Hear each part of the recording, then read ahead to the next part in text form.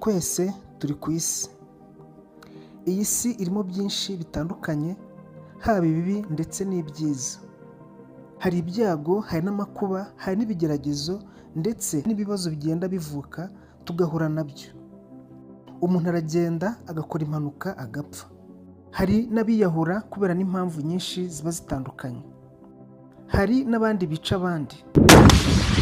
Ukibaza uti, ese ko kwiyahura ari icyaha? Imana ikaba ivuga ko umuntu wiyahuye aba yiyambuye ubugingo adashobora kubona ijuru. Ese Imana ni uko iba yarabiteguye ko umuntu aziyahura akazabaho ababazwa iteka ryose, ntazabone ijuru nk'abandi? Ese umuntu wica undi, ko tuzi ko kwica ari icyaha, uwo wishe undi ko Imana izamuhana? Ese biba byanditswe ko uwo kanaka azica runaka nawe akazababazwa iteka ryose? Ese mu buryo tubaho no mu buryo dukora icyaha nuko urupfu ruza, byose biba biri mu mugambi w'Imana?